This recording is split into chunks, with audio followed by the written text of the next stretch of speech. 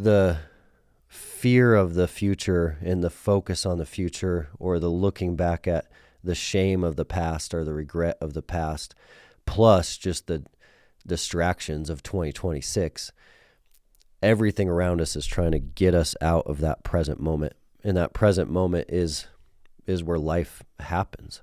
I think for a lot of people as well.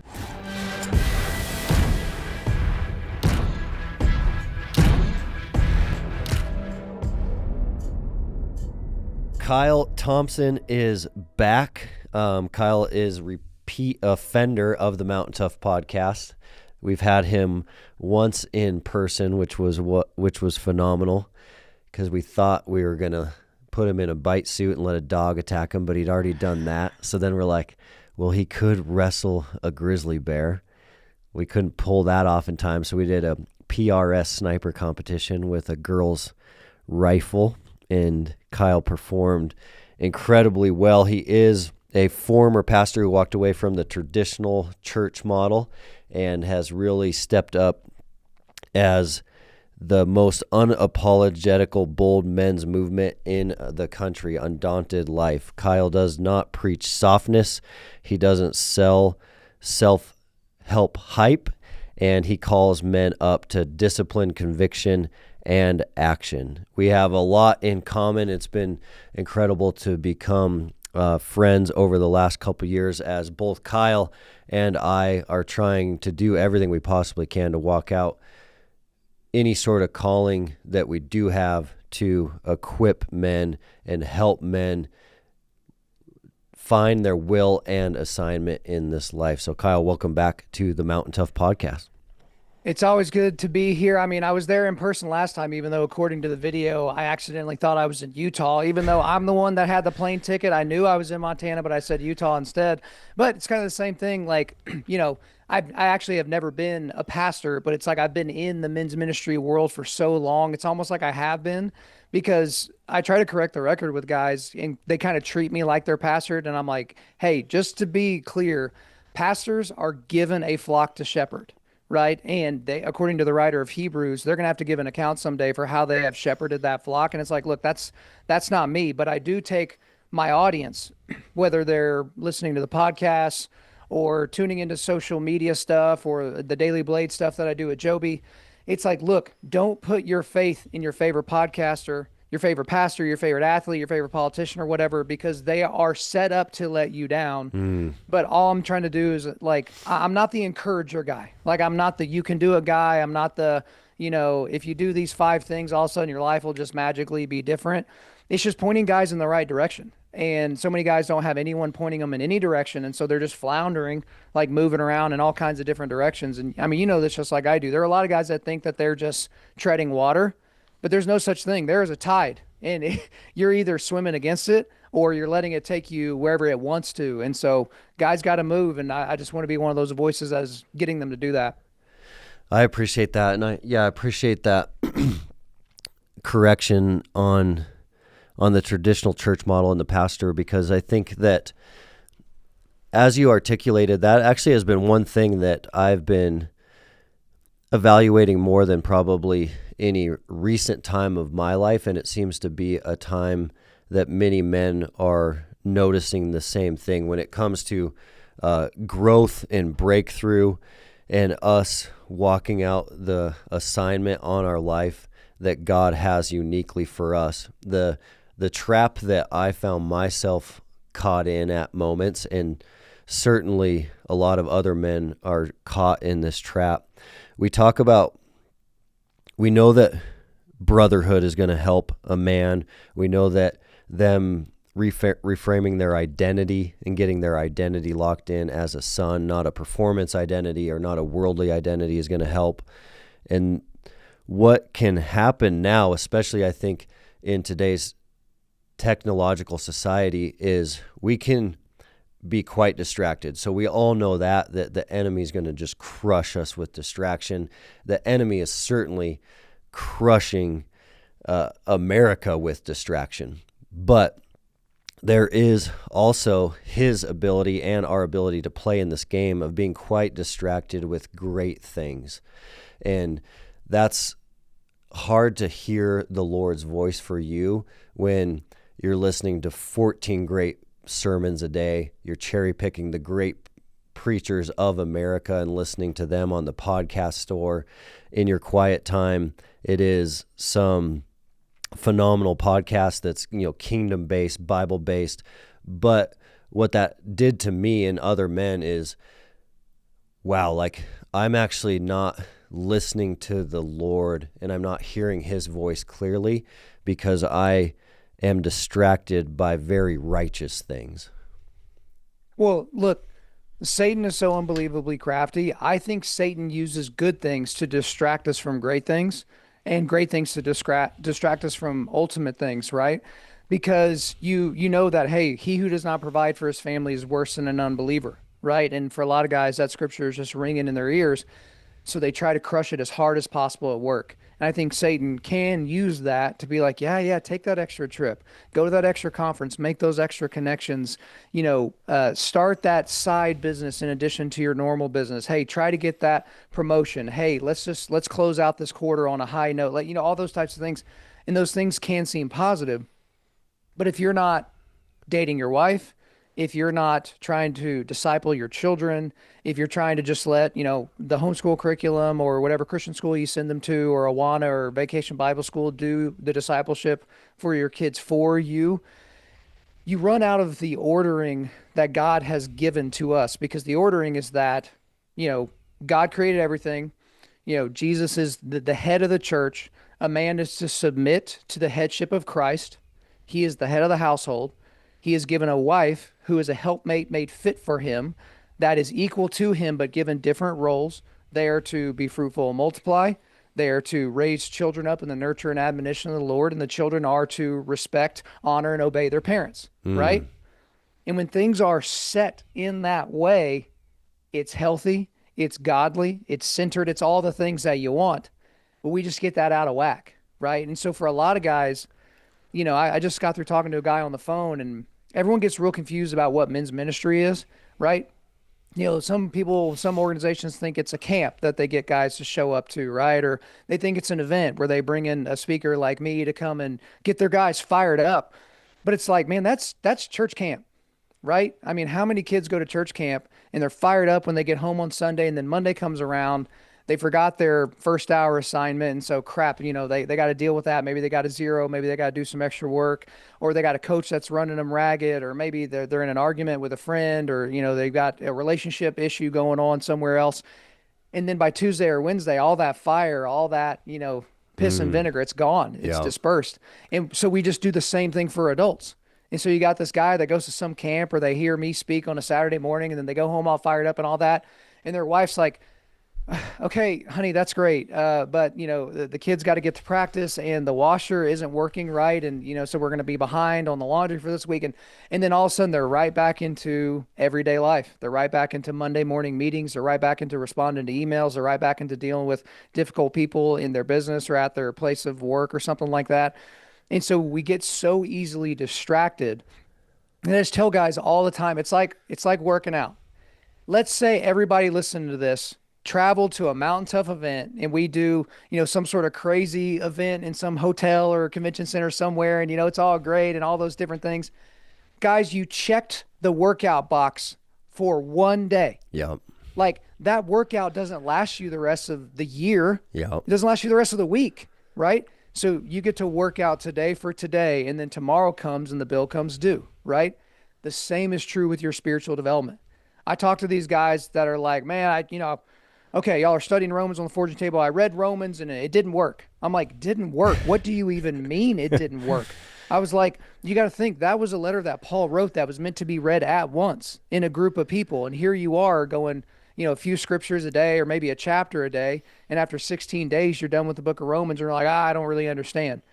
It's like, dude, you've watched a movie as an adult that you watched when you were a kid, right? And you notice something about it that's different than what it was like when you were a kid. It's like, what do you think that is? You have different life experiences. You have a different level of wisdom. You have a different level of discernment. But we approach Bible study and spiritual development as if it's something that can be attained like on a punch card, right?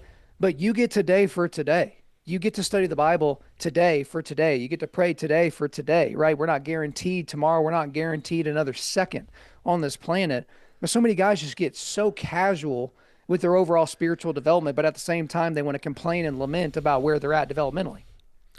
I love that so much because I've been communicating in our communities the same thing of, if you only worked out twice last year, how fit would you actually be?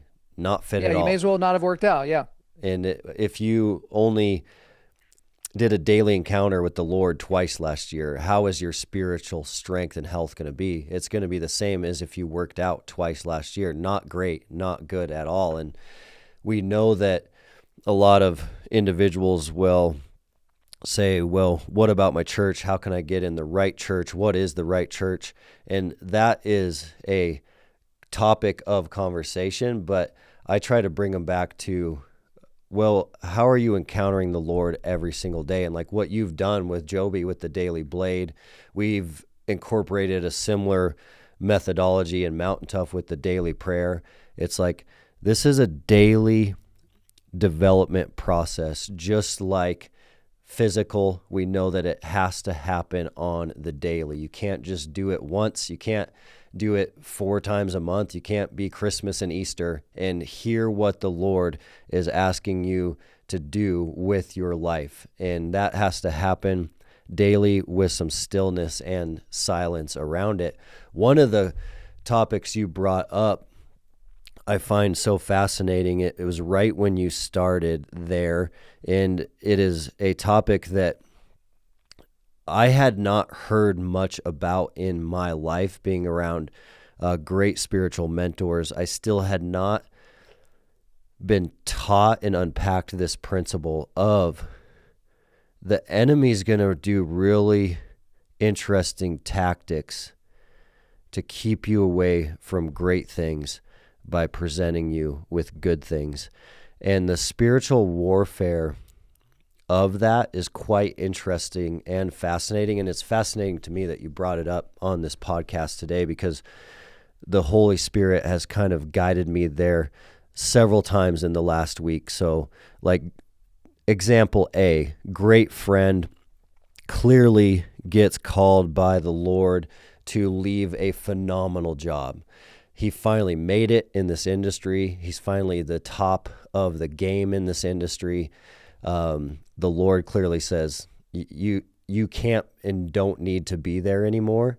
You need to completely switch gears. So he lets the organization know, hey, I'm out. I know this doesn't make any sense at all. I'm not going to leave you guys hanging. I'm not going to screw you guys over.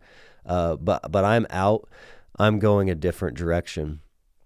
Instantly, some of the like biggest offers he's ever seen in his life start appearing, like the dream offer in that industry, the dream offer again in that industry, prices that had never been put on his table before, conversations like, I don't care what you charge me to do this, just name your price. I need you to do this.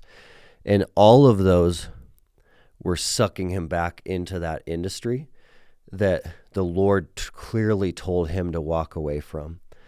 And so the enemy's craftiness and his ability to play the spiritual warfare game of chess, he can use some really clever tactics, but that tactic of he's going to put some really good things in front of you that are keeping you out of the very unique assignment God has for you. That's something that, really wasn't taught to me much or talked about most of my life. For more than a century, America's sportsmen and women have led the way in paying for the restoration of wildlife, conserving habitat, and investing in the future of our natural world. This is a legacy built not on what we take ourselves, but on what we give back. That's the nature of conservation, paying it forward for the next generation. This is the reason Mountain Tough is a proud partner of Wild Sheep Foundation, an organization committed to keeping and putting wild sheep on the mountain. If you're not already a member, learn more today at wildsheepfoundation.org.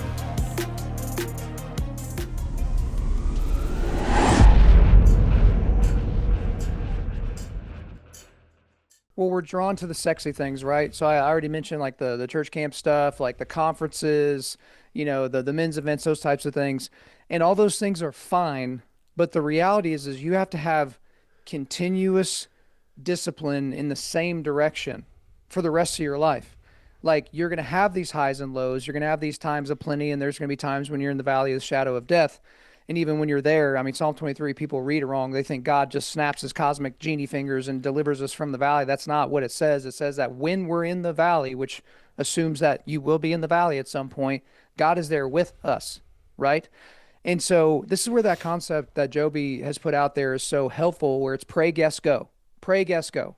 Okay, praying to God, where do you want me to go? Do you want me to take this offer? Do you want me to stay? Do you want me to leave? That, blah, blah, blah. And then you try to guess and discern what God is telling you to do, and then you go. The problem I think some people do is they think go means burn the ships. Now, sometimes go does mean burn the ships, but most of the time, Dustin, it's what's the next right step I need to do? Because I get asked all the time, like, hey, what's the 3 to 5 year plan for Undaunted Life? What are those next big things that you're going to try to tackle and all that? I'm like, let me put some things into perspective for you. We started something called the Forging Table, which is an every Sunday round table discussion of Bible. And, we've covered Genesis and Matthew and Acts and Nehemiah and some, we're going through Romans right now. That didn't exist 4 years ago. 4 years ago, I had never met Joby Martin. And now he and I are doing very, very important kingdom work as a team together, right? 2 years ago, the Dominion program that I do, the coaching program that I do to actually equip individual men to push back darkness, that didn't exist. Just over a year ago, the Daily Blade didn't exist. And so imagine if 5 years ago I was I'm spending weeks on my 3 to 5 year plan, and it's just kind of like none of the stuff I just mentioned wasn't even on the radar. And that is stuff that has completely changed Undaunted Life. It's changed my personal ministry, my personal walk. It's changed the trajectory of the business that I'm in, over my family. It's changed so many different things. And I think for a lot of guys, when you're drawn to the sexy, you kind of get away from that. But the other thing I would say for a lot of guys, you'll have these guys that have a big movement of the Lord, right? Maybe they go to some event, or maybe they have something that just happens in their life that really breaks them down. And then, God reveals himself to them. And then you have these guys that just automatically assume that means they need to shut down their business, quit their job, and then just go into full-time vocational ministry. And it's like some people are called to do that, but it's actually not that many to go into vocational ministry where they have the word pastor on their business card with a church logo across the top of it. Because you know what? Ministry is expensive. And so ministries need guys that are out there crushing it in whatever their given field is, so that they can financially support people that are doing the daily work of vocational ministry, while at the same time, when you're crushing it at work or your business or all those things, and as a Christian, you should be absolutely crushing it. You should be the best worker, the most dedicated worker, the one that talks the least amount of crap about your superiors or your officers or your managers or whatever. But in those circumstances, you're in ministry. So for some guys, they think, I need to burn the ships and go into vocational ministry. They have not shared the gospel with the person that sits next to them in their little cubicle farm. They haven't invited someone that they work with to church. They haven't told a client, hey, the reason why I'm even in this business is because Jesus saved me, gave me a purpose, gave me a plan for my life, and this is why I'm doing that. And then it's like, but you want to do this big dramatic thing where you change your LinkedIn profile and just put a bunch of scriptures on there and put a fish on your logo and all that. It's like, okay, maybe that's what you're being called to do, but how about we just focus on the next right step? What is the next right step? And that's how I answer the 3 to 5 year, plan question that I get with Undaunted. I'm like, bro, I'm looking to do the next right step, because if I'm assuming that I can just do the next 100 steps all at once, I think Satan looks at that as an opportunity, and God looks at that like, oh my gosh, you dumb sheep, let me help you. I love that was like so clearly just demonstrated nationally, globally too, with the Olympics. That's one thing we've been chatting about a little bit, is the Olympics being televised recently. We're a month or so after that when this podcast will go live. But what watching the Olympics really kind of demonstrates is that The magic of life is in the present moment, and everything around us is trying to get us out of the present moment. And with the Olympics, it really clearly demonstrates how powerful that principle can be, to an extent that is so extreme, where an individual will give up on, they'll sacrifice family and career, many other things, to train full time. So 5-7 days a week, full-time training for their Olympic sport. They'll do that for 4 years. Full-time training, sacrificing all other areas of life to be able to be on the Olympic stage at the chance to get on the podium. 4 years of sacrifice, full-time training. They will bonk mentally. And so the pressure of the future will create such a mental block that the psychology causes them to make mistakes that are unheard of for an athlete with that caliber of training. They will have a complete breakdown because of that. They will go back into the training cycle. They'll train for another 4 years. They'll wind up on the Olympic stage again. So 8 years of their life now has been committed to training for this chance to be on the podium. They will have a mental block. They will bonk again. So we've seen this example several times. They make it back to the third Olympics. Now you're talking about 12 years of their life devoted to this chance to get on the podium. They've had 2 mental collapses. The mental collapses that caused them to crash and burn were because whatever was going on pulled them out of the present moment. That third time they win, they receive the gold medal. The interviewer comes up and says, "How did you actually get the gold medal?" Every single time they're like, "I just got back in the present moment. Like I just skied. I just had fun. I just was so grateful that I even have like the legs and lungs to be on this mountain at this time. I can open my eyes. I can see, I can hear, I can taste, like the miracle of me being here. I'm just so grateful for that." And they win gold. And it's like, that is happening in our lives every single day, but the Olympics allows us to see it at that great stage. But the fear of the future and the focus on the future, or the looking back at the shame of the past or the regret of the past, plus just the distractions of 2026, everything around us is trying to get us out of that present moment. And that present moment is where life happens. I've noticed that if the gear you're using isn't reliable, it's much easier to back off early and quit. GoRuck's products hold up, and at Mountain Tough, rucking has become an essential aspect of our programming. Rucking combines cardio and resistance training, burning up to 3 times more calories than regular walking while strengthening your joints with very little impact. It also boosts VO2 max, bone density, and it makes it an efficient, science-backed way to improve overall fitness. The Rucker 4.0 is purpose-built for rucking, featuring elevated plate pockets to keep weight high and stable reinforced construction. GoRuck is offering 20% off their products for Mountain Tough Podcast listeners. All you need to do is use code Mountain Tough Community. That's MTNTOUGH Community when checking out at GoRuck.com. All right, back to work. I think for a lot of people as well, you know, even looking at the Olympics, there are people going into the Olympics knowing that the podium's not even possible, which sounds insane. They're like, well, no, they're Olympians. Like, but you have to think, in each category, in each event, there are so many athletes, and the announcers pretty much know, the athletes pretty much know, the coaches pretty much know.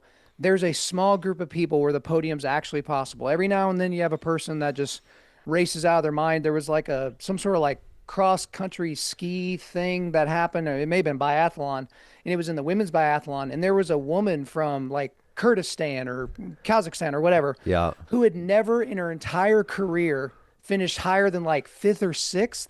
She was leading the race on the back stretch, leading this race. That took like 35 minutes to complete or something like that. I think she ended up getting silver or bronze or whatever, so the 2, you know, French skiers or whatever that everyone thought was going to be on the podium were there. But then here's this gal that just had the race of her life, But for the most part, these athletes know that's not a possibility for them, and yet they still do the sacrifice. They still do the training. They still do all that just so that they can represent their country, just so that they can put the flag on their chest or on their shoulder and say, hey, I represented insert name of country in the best way that I could. And they will forever be an Olympian, right?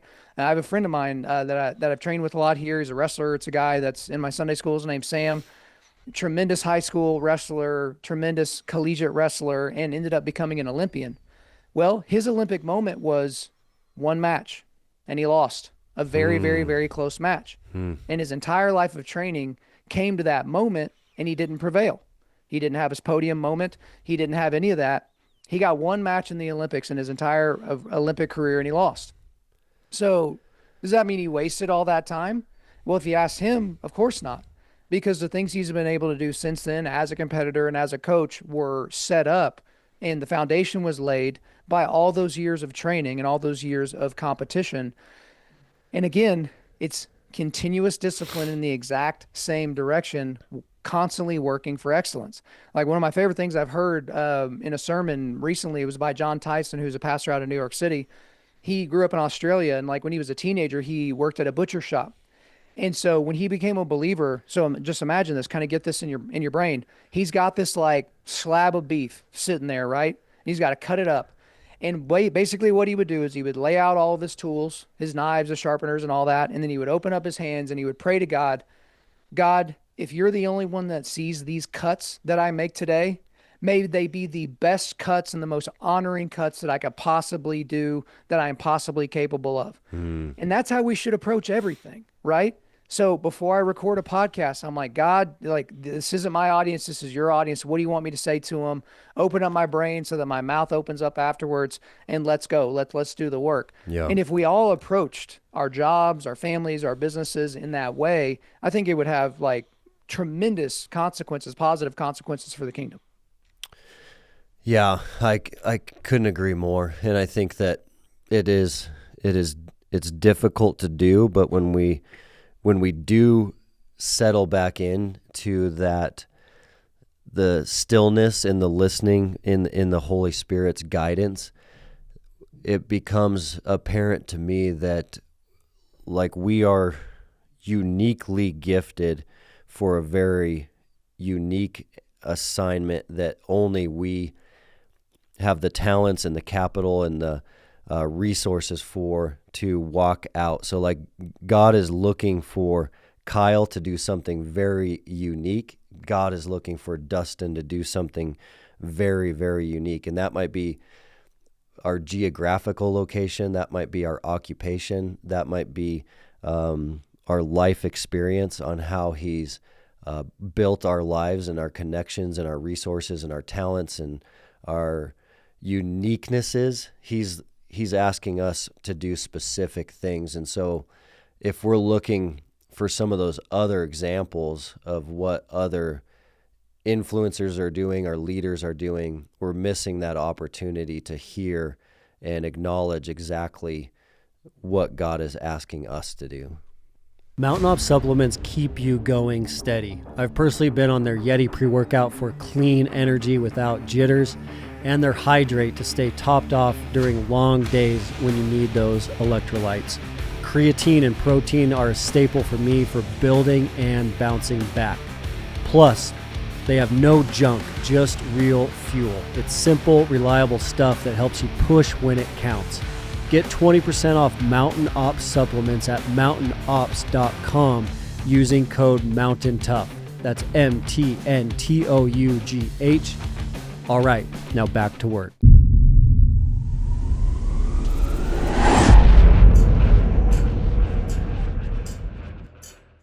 When again, most guys aren't stopping long enough to even hear from God. They're not, they've created so much, there's already so many noises and distractions in their life, as you even talked about earlier.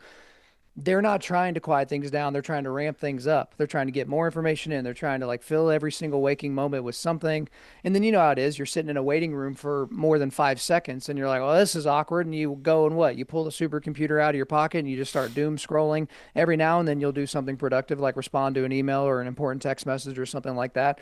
But for the most part, we just live in this constant state of what we think is connection, but it's just stimuli. And we're constantly wanting to be stimulated. And then people are like, well, I don't know why I'm not hearing from the Lord. I'm like, well, what if he's talking in a normal voice?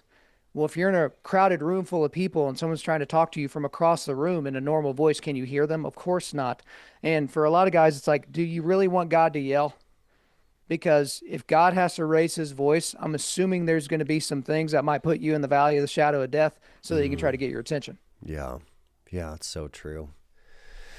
What are you seeing with, you're several years in now to the Dominion program, and what are you starting to acknowledge as reoccurring principles, themes, standouts when you think about this is actually allowing men to break through, and this is actually time and time again keeping guys from the actual breakthrough they're looking for?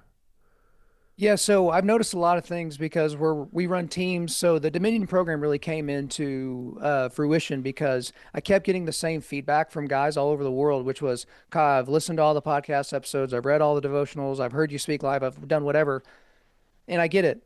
Equipping men to push back darkness. That's why y'all are doing what you do. But how do I push back darkness? Like, in my life, in my household, in my congregation, in my business, I need your help. I need you to help me, individual guy, me. So we created this Dominion coaching program, which has had a few different iterations, but it's a team-based program. It lasts 6 months. We're running teams 6, 7, and 8 right now. And we only do teams. We only open it up twice a year. We have so if you go to undaunted.life/Dominion, you can join the wait list, but then we only open it up. And the thing is there's an application that you have to fill out. Why do we do that? Because if you're not serious about actually changing your life and changing everything, you're not going to even fill out the application. And then the application has some knockout questions that if you don't answer in the affirmative, like you're not even going to be considered. Then there's an interview, right? Where I explain the program in detail and give you all those different things. And even for the interview, you have to put in a deposit to even do the interview. You know what I mean? Like, cause it's like, look, we're not looking for guys that are interested. We're looking for guys that are invested. Cause you know how it is. There are guys that go look around at stuff that they're never going to buy. They go and, look at these books that they're never going to read. And they do all these things that seem like action, but none of it's actually action. Right. And then when we get into the actual program, it's kind of where the rubber meets the road because it's a significant investment of your time. It's a significant investment of your effort, but also of your capital. This is not like some $20 a month app or some one-time, $500 online course. This is a significant investment. It's a 6-month program. You're in it with other guys that are in your team. Some guys do an individual coaching component, which is like over and above the normal program. And so what I've seen, it's so weird. It's very, very strange. Part of the reason why we make the investment so significant for the program is because something changes in the mind of a man when he has invested something in himself. It's one thing to buy a John boat. It's one thing to buy a 4-wheel drive truck. It's one thing to buy, something that you use to help you work the land, or, it's one thing to buy a rifle so that next hunting season, you got a better rifle or a better scope. All that's fine. Yeah. But when a guy finally puts an investment out there that is intangible, right? Because like a scope and a rifle, that's tangible, right? Yeah. Bullets are tangible. The animal you kill, you can touch it, you can feel it, all those things. But when you do an intangible investment in yourself, something shifts in the mind of a human being. And I remember exactly, Dustin, when this became apparent for me that this was going to be a thing. So there was a guy that was in Team 1 for Dominion. So it's the joke with Team 1 is, guys, I somehow sold y'all on a program that didn't exist yet. Like I was figuring it out, and I like brought you into the process. Like, you're going to help me figure this out. There will only ever be one Team 1. Yeah. And if we have 100, I have 1,000 teams down the road, there will only ever be one Team 1. And so I'm at actually Joby's church. I was at a Christmas concert. Shane and Shane had come in. When this guy was there at church, he sees me. It's like, oh, cool. Hey, what's up? We're chatting, whatever. And then he brings his wife over and, got to meet his wife, blah, blah, blah, all that. And so the three of us are just sitting there chatting. Well, someone walks up to start talking to him. And then I literally see his wife, who's very mild-mannered, very quiet. She just goes, whoom, like, looks at me, like stares at me. And it got real intense. And I was like, oh, no. She's pissed. Like, this is not good. I don't know what's about to happen. And then again, we're in a, San Pablo campus. There's a few thousand people in there. And she just looks at me and she says very quietly, thank you. And I was kind of caught off guard. I thought she meant like, thanks for coming here. Like, thanks for being at the church. Thanks for being so nice to my husband, that kind of thing. So I kind of responded in that way. And she goes, no, you don't understand. thank you for what you've done with my husband. And I'm like, I don't, like, tell me more. What do you mean? She's like, I love him so much, but he's always been a starter and not a finisher. He would start a new diet and then fall away from it. He would start a new devotional and he would stop reading it. He would start, some new workout program and then he wouldn't really stick with it. And this is a few months in to the program. She's like, he's changed everything. Like he's working out more consistently than I've ever seen. His diet is on point. He's loving me differently than he ever has. He's spending so much time and discipling the kids. Everything's different. And I can tell that it's going to stick. And I can tell you, fast forwarding a couple years since that interaction, it has stuck. This guy has stayed on the path. And I just looked at her and I go, ma'am, thank you for what you've said to me, but I didn't do that. He did. Like, I didn't work out for him. I didn't eat, meat and broccoli for him. I didn't take you on a date for him. I didn't, tuck your kids in with prayer for him. He did all that. But there was something when he made the shift in his brain, made the significant financial investment in himself. It was almost like I just had to give him permission. It's like, hey, you can improve. You can be better. You can start hitting the targets that you've set for yourself and realize the targets that God has set for you. And you can work your way towards them along your sanctification journey. And he just needed permission. And the permission structure just so happened to be the Dominion program. That exact same thing has continued with future iterations of the team, is wives that are shocked. They don't even know, like, why, who is this person? Like, well, what's different? And, that's the encouraging thing, that it is having an impact on these guys, because I'm not the rah-rah guy, right? I'm not the cheerleader that you can do it, just try harder guy. I assume you're not going to do it. That's my pessimism. That's where my pessimism is a superpower, because I assume you're not going to do it. And so if you don't, I get to be right. And if you do, I get to be pleasantly surprised. But so many of these guys, they really take the program seriously. They take the process seriously. They invest themselves into all the different lessons, into all the different calls. If they've done one-on-one coaching with me, they invest when I tell them to do something or suggest that they do something. They operate. They're actionable, because one of the pillars of the program is execution over ideas. So many guys have ideas of what they should do and ideas of what life would be like if they actually did it, but very few of them execute on the ideas. And so getting to see men looking at the goal of pushing back darkness in their own personal lives and then actually doing it, man, it's been incredible.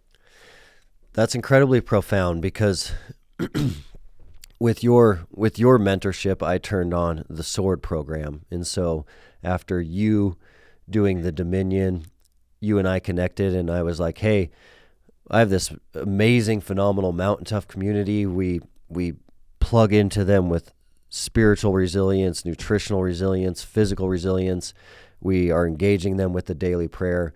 But there are still guys that I know are out there that need actual interaction, another layer up than just digital interaction. So I had seen the Dominion, and so I turned on the Sword, and the Sword still now, I'm just like, I'm just going to see where the Holy Spirit takes this thing, which is counterintuitive to everything in my bones, because everything in my bones is entrepreneurship. How's this going to scale? How's this going to grow? Who are you going to staff? Who are you going to hire? What's this going to look like 3 years, 5 years out? I've been able to say, no, I'm turning that off. That side of my brain with the Sword, I'm turning off, and I'm just letting God guide this thing. But what you just said is wildly profound, because the individuals that engaged, paid, and signed up immediately had transformational changes happen in their life. And it was because they made the commitment to invest in themselves. Secondly, it was because they had some brothers around them that they didn't have before. And for me, as the guy who turned this thing on because God asked me to, I was blown away, because I was like, wow, like when a man knows he has men around him, challenging him, creating accountability, pushing him, and he's made that investment, everything changes. The game completely changes. So for me, like when I turned on the sword, when I saw these radical changes, like in month 1 and 2, just like you just described, I was like, I literally have not done anything yet. It's too early. Like we haven't done anything, and men are completely changing. And so I had to sit back and look like, why are men completely changing when really not much has happened yet? And it's like, oh, wow. Like for sure, when men have brothers around them, the whole game changes. That part became obvious to me. We started building the Mountain Tough app from the ground up back in 2016, and we've been refining it ever since with feedback from real hunters, military folks, and everyday grinders. If your training program isn't dialed in, it's just way too easy to back off. The Mountain Tough app changes that. Daily workouts you can do at home with minimal gear, in the gym or on the road, body weight, kettlebells, whatever you've got. Programs that build endurance and that mental edge you need for tough days or big adventures. Plus, the community keeps you accountable. Thousands of us grinding together. It tracks everything. It integrates with Apple Watch, and new features are being added daily. Listeners here get the 14-day free trial plus an extra month when you sign up with the code MountainPod. That's MTNPOD at mountaintough.com. It's worth trying if you want to level up. All right, back to work.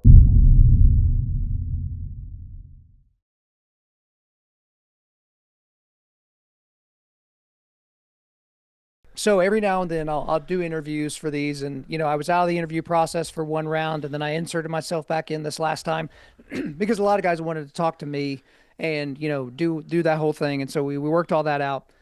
But I was having this discussion with this guy, and you can tell the only hang up for him was the financial piece. And the thing about it is you can always make more money, right? But you can't always take advantage of the same opportunity, right? So you get an opportunity, and it's like, hey, and I tell guys, it's like, you got 24 hours because like 2 weeks from now, your answer is going to be the same as it is tomorrow. So go talk to your wife. And some guys, I mean, they sign up like right there immediately because their wives are already in. They're like, whatever it is, we're going to do it. Like, this is important. But I just said this to this guy, and it became profound for me. I said, bro, you can be mediocre for free. I was like, you don't have to pay anything to be the same guy. But from what you told me in this interview is you're stuck. Like, you're just spinning your wheels in the mud. And it's just like, you keep telling me that you want to do it. You're willing to do anything to figure this out, except for figure out how to pay for it. Right? Like, and then some guys have gotten into the program, and not every guy's had complete life transformation. There's been a handful of guys that apparently they just wanted to have closer access to me because I was their favorite podcaster, and I would do these coaching calls with them, and they would be the same. And then finally I just started being like, I'd start the calls with, okay, what am I going to tell you? Because we can sit here and like tiptoe through the tulips or beat around the bush for the next 30 to 45 minutes, or we can just get right to the point, which is, here we are. You've still not executed on the stuff that we've been talking about for months. What's the excuse going to be this month? Because again, I'm not the hard charger like, oh, you got to do it, and here's your accountability. Bro, I'm not your babysitter. You know what I mean? Like, guys don't need a babysitter, but you have so many guys, and this applies to churches, kind of the seeker-sensitive movement or all that. They've been eating milk. They've been drinking milk and drinking milk and drinking milk. And what happens to a baby, right, when they're hungry? They start crying and looking around for the teat. They're looking for the nipple. They're looking for the bottle, right? Somebody feed me, somebody feed me, somebody feed me. And then you got these grown freaking men, these man babies that are just looking around for someone to feed them. And so they're like, maybe it's this new pastor. Well, this church really isn't serving my needs anymore, so I'm going to go over here. And they think it's the pastor that's the problem. They think it's the church that's the problem. They think it's the coach that's the problem. They think it's the mentor that's the problem. It's like, no, bro, there's one commonality in all those different circumstances, and it's you continually not executing on the stuff that you need to do. Because, dude, nothing I'm saying to these guys is shocking. Nothing. There's not something to where they're just like, I've never heard of that before. Now, I might say it a little bit differently. I might approach it differently than they've ever heard before. There is somewhat of a uniqueness in how I think and how I approach things. But it's like, bro, you know what you need to do. Just go do it. Like, get busy doing it, right? I mean, you've seen this. How many guys are just waiting to get in shape. Like they're just thinking about it. I even had a guy interview me recently for a different show. He's like, what would you say? What's the one thing you would say to the guy that says, you know what, Kyle, you're right. What's that thing that, he needs to do first thing tomorrow morning? What would you tell the guy? And I go, well, there's a big problem with your question. And he's like, what's that? I'm like, you said tomorrow morning. What's wrong with right now? Mm-hmm. Because everyone's just getting ready to get ready, right? Here you are sitting here listening to this. Why not make a step in that direction right now?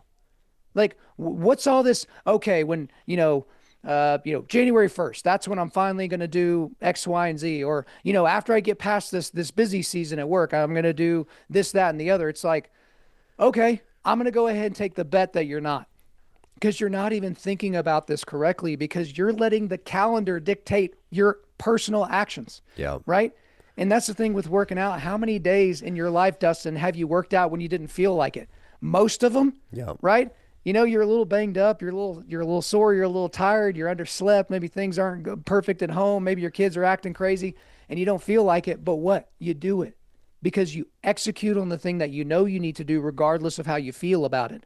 But so many people just want to operate, and men just want to operate on their emotions, even if they can't tag exactly what the emotion is, and they just let their emotions dictate what they do or don't do, and then they lament where they're at in life. It's like, bro, this isn't a mystery. Yeah, it's funny that there's the well-known Spartan effect to catalyze someone to increase their fitness, motivation, and discipline. So if I can't get motivated to hit the gym, one thing that we know psychology-wise works consistently is have that individual sign up, register, and swipe their credit card for something really difficult. So for some people, that's the ultra marathon, the high rocks, the Spartan, the jiu-jitsu tournament. It's something out there a little bit in the distance that's scary and hard. Instantly, just by swiping the credit card, the training intensity goes up, the motivation goes up. They're bouncing out of bed at 4 a.m. They're not hitting snooze. Well, and here's the thing, just to cut in. Yeah. What is that? What is that? It's there is some fear. They don't want to be There's fear. It's motivation. They are now motivated to do the thing because they did what everyone tries to get them to do, which is to sign up, put their name down, pay, all the different things. They register. Here's the biggest problem is they're filling up their engine with the wrong fuel. So the fuel tank takes discipline and they try to fill it with motivation, right? The tank takes standards and they're trying to fill it with goals. See, these are all like center points of our program, pillars of our program. Goals are fine, but goals aren't great because how many people have the goal to do this particular race or their particular workout or whatever? The Murph is what I always use as the example. So the Murph is 1 mile run, 100 pull-ups, 200 push-ups, 300 squats, another mile run. You're supposed to do it with a weighted vest. It's done every Memorial Day to celebrate the life of Lieutenant Michael Murphy, who gave his life for this country.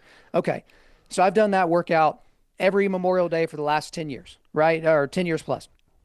And so you'll have these guys, Dustin, that January 1 rolls around, new year, new me. Okay, what are the goals I'm going to set for this year? And they go, I'm doing the Murph this year. I'm doing it. I got 5 months to train. And you know what? They do. They get their diet dialed in. They get their sleep dialed in, their supplements. They're doing workouts a few months out. They throw that vest on to see how it works. Oh, man, my feet kind of hurt. I probably need to go get some new running shoes. Okay, I'm going to go ahead and do that. They try to optimize. Maybe they find a local box or gym in the area that's doing it so they can do it with other people so they can get that extra boost of motivation or whatever. And then what happens? Crash. The day comes. They do it. And guess what? They got the videos and the pictures that their wife took. They've got, afterwards, it probably takes them an hour or more to do it if it's their first time, and they finished, and they didn't know if they could, and then they did, and then they don't work out for the rest of the year. Yeah.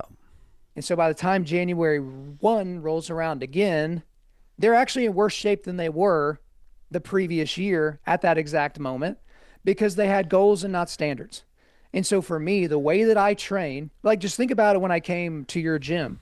and did y'all's daily workout or whatever, there were several exercise modalities that y'all did that I was like, I've never done that before. And so here I am, like looking at the guy, like watching him do it. And then it's like, all right, well, I can probably do that, and got through the workout just fine. It's because my standard for exercise performance is at a place to where I don't have to get ready. Yeah. I can just perform, to where, like, if you teleported here right now and we're like, Kyle, we're doing the Murph, it's like, all right, I'll take out my headphones, throw on my shoes, and I'm just going to be able to do it. That doesn't make me special, but that's since the age of 15 when I started lifting at a gym and working out for myself. That's just 25 years of doing the thing that no one else wanted to do, right? And so the thing is you shouldn't have a goal to do the Murph every year. That should just be your standard. Like, this is just what people that are in shape do. You know what I mean? What's up, guys? Dustin here. As you know, good music in the gym for your workouts can change everything. The right music allows you to flip that switch and keep pushing when you need a breakthrough. We've been running the Turtle Box speakers for a while now, and these things are waterproof, tough, loud. These things are built like a tank. The Turtle Box Ranger is great if you're on the move. The original covers most days, and that's what you see around here. And the new Turtle Box Grande puts out some serious volume for big spaces. Check them out at turtleboxaudio.com.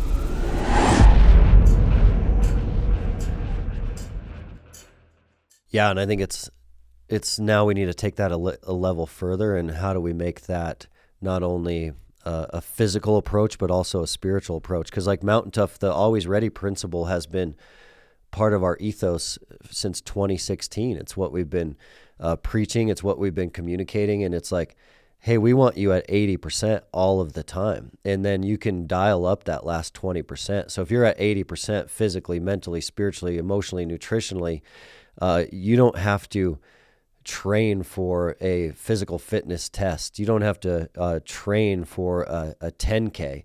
You don't have to train to pull someone out of a car on a traffic accident on the highway this evening on your way home from work. You are there. You are ready.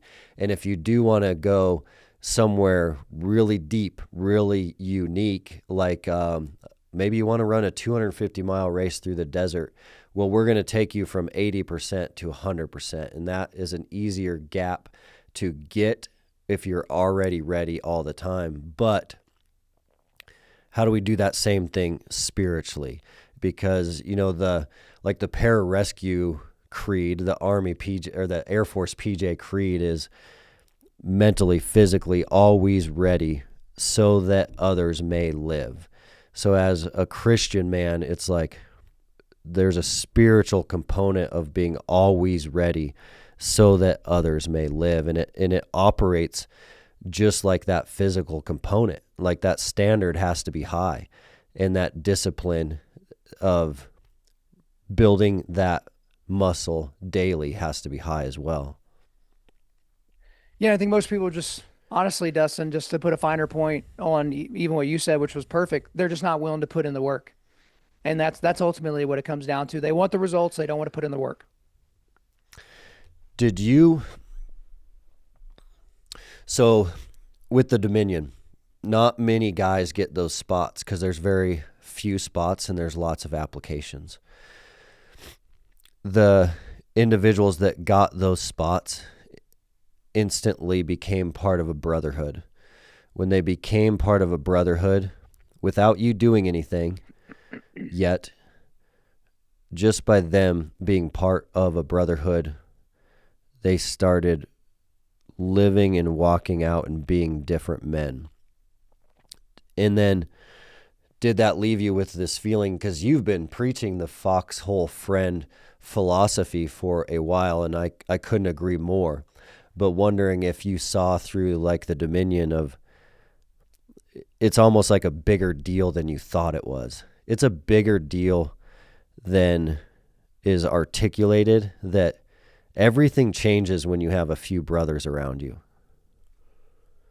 Yeah, it certainly has become and has done things that I just couldn't have fathomed. Really, again, it goes back to I didn't plan this. It just kind of happened somewhat accidentally. But it's getting them in the right mindset that, yes, they are part of Dominion Team 8, right? Here are the other guys in your team. Teams are 6 to 10 guys, right? Small enough Right now we're doing them where they're kind of regionally located. So we've had guys like in Team 6, they did like a Team 6 meetup. Didn't have anything to do with me. I didn't tell them to do it. They just decided to do it because they thought it'd be good. Great. Go and do it. But the other thing that's happened is we have an alumni program called Watchman. The only way you can get into Watchman is by going through the Dominion program, right? That's like your tuition to get onto Watchman. And the Watchman program is, the alumni program that's going to continue to expand because we've had people in Dominion from Alaska to Florida to Pennsylvania to California, everywhere in between. And so eventually there will probably be a bunch of guys that have been through the program that are in the same area. Well, guess what? Those can be Foxhole brothers now. Those can be other guys that you can lean on in, times of plenty and times of want, all of that. The Watchman crew, like we have group meets for all the different groups. That's the only one that I actually interact in, sharing stuff, doing discussions, just having fun. And so these people are wanting to be a part of something. Maybe they were part of the high school football team. Maybe they, had a fraternity in college. Maybe they had basic training with groups of dudes. And there's something whenever you go through something that's pretty difficult that even if you connect with somebody decades down the road, you kind of know what that person's all about, right? Think of like guys that go through the Q course to become Green Berets or guys that go through, SEAL training or anything like that. You could run into a guy that you've never met before, but because he went through BUD/S, you're like, all right, I have a pretty good idea who this person is. It's like a flow chart thing in your brain. Yeah. It's like you can kind of help like surmise what kind of person this person is because you did something difficult that, a lot of people are unwilling to do and a lot of people failed at doing. And so that's the thing with the program is they're looking forward to being a part of Watchmen because, there's nice perks and all that, and they get the early access to Undaunted stuff. And, we're going to do private events, and eventually we'll have our own, like, Watchmen-style events and different things like that. And so all that's fine and good. But at the end of the day, these guys are looking for somewhere to belong, and for whatever reason, they weren't checking that box. And so this just provides the vehicle for that. Yeah, and that power, I think once they find something to belong into that, to be exceptional, like we have to be surrounded by exceptional people. And that, that's well known in the physical training spaces. That's well known in the special operations spaces that to be exceptional, we have to be surrounded by exceptional people. And now if we take that into a spiritual conversation and a civilian spiritual conversation is, okay, what can we do as men to be surrounded by exceptional people, from individuals that are spiritually seeking the kingdom and that are pushing back darkness and are geographically spread all over this country. We still need to apply that same philosophy that to live exceptionally, which I think the Bible would call the abundant life. We have to be surrounded by exceptional people because of the iron-sharpening iron methodology. We have to find ways and we have to find methods to make that a reality. Well, I think a lot of guys too, they feel like the weirdo in their church. They feel like they're like, man, no one else thinks the way that I do. Like they take their training seriously, or, maybe they're really fired up about things that are happening in their community and they want to push back that darkness, and they just feel like maybe I'm too aggro. Maybe I'm too aggressive. Maybe this is all a little bit too much. Maybe I'm out over my skis. And then they meet other guys in this program that maybe don't live where they're living. They live thousands of miles away, but they have a very, very, very similar mindset. And it's just kind of like, because, even when I bring the guys here to Oklahoma, they get to interact with my Foxhole guys. They get to interact with guys that go to church with me and all that. And they're just assuming they're all going to be a carbon copy of me. But I'm kind of a weirdo. I'm kind of an odd duck. You know what I mean? Like I think of things differently. I'm aggressive in certain areas and things. And then the cool thing, whenever I hear their feedback afterwards, is that they were like, we just assumed you were the center of attention in all the things in all areas. But when I, bring them to my jiu-jitsu gym, I make sure other people coach them. Yeah. And other people run them through stuff. When we got together for an evening event, we got together at my buddy's shop. Not my shop, my buddy's shop. I had another friend bring in a food truck. It's not my food truck. It's his food truck, and, served him food and all of that.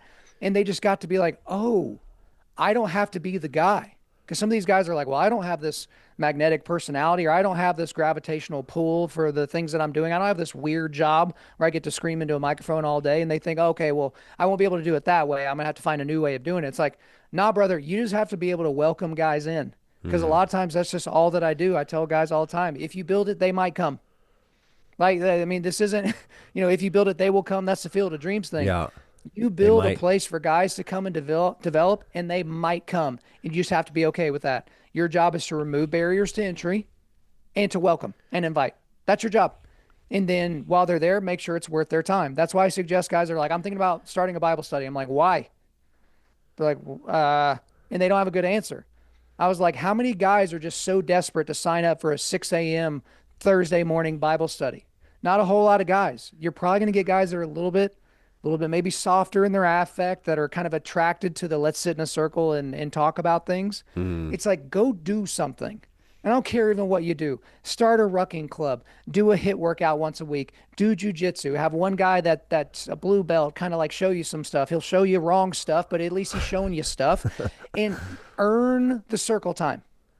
Because men don't default to eyeball. That's what women default to, right?